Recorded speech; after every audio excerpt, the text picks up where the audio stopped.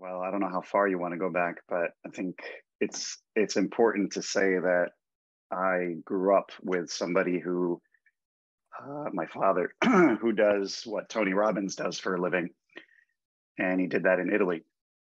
So Mhm. I think there is some influence in my work ethic and what I do and how I see things, how I view things, how I view sales.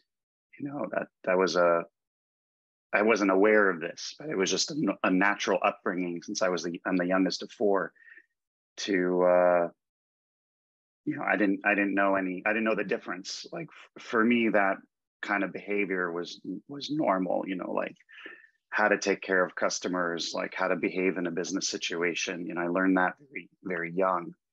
When I was 19 in real estate, people were comfortable with me. They always thought I was too young to do real estate, but at the same time, it worked well. So that I think that background is a bit of a little bit of extra luck on my end. But I um, I worked in the food and beverage industry for about 10 years. I was a waiter, I was a bartender, worked in restaurants, and when you're young, you don't really know what you're doing. And then I moved to New York, and never went to college. I did a year and a half, never graduated. So it was the coming to the States.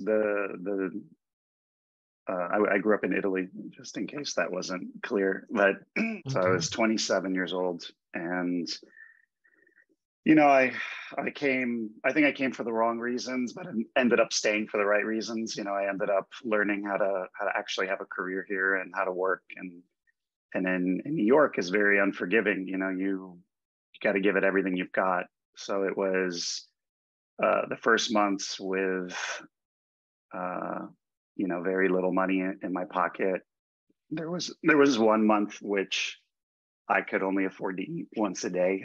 So it puts you through a pretty heavy training of survival, and you have to learn fast because there's always someone else ready to take your job. I had a friend who worked in the wine industry and said, why don't you come to my place of work and see what I do for a living, and we'll go have lunch. But just come check it out. I had no idea he was looking for people.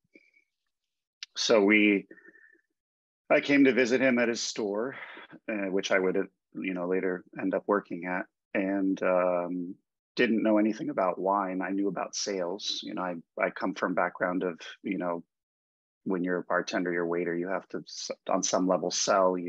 I did real estate, so that the mindset was there. And he basically explained to me in a nutshell what he does. And so and then he said, I think you'd be really good at this job. What do you think? And I was like, well, apart from the fact that I don't know much about wine, you're basically telling me you're going to pay me to drink wine, read about wine, talk to people about wine all day and just sell them wine. And I get paid to do that. He's like, yeah. I'm like, sure, I'd love to try. So climbed the ladder pretty fast. After 7 years, they made me they made me president of the company, and then I ran it for 4 years. And there was ownership goals and then personal goals, and they weren't lining up. So I said, I appreciate everything you've done for me, my family, and then I got to go.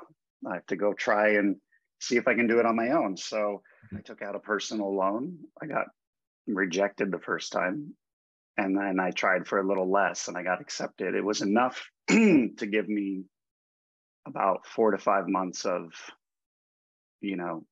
independent living without having a job. It wasn't a lot of money. It was just like giving up was not an option. You have to try to find a solution. Every problem you had, I called people and asked them for advice, and you can't do it on your own. You need help. It started in the middle of the pandemic, and April 15th of 2020 was my first sale out of the office of my now father-in-law. So it's one of those really fun stories that you can write a book about.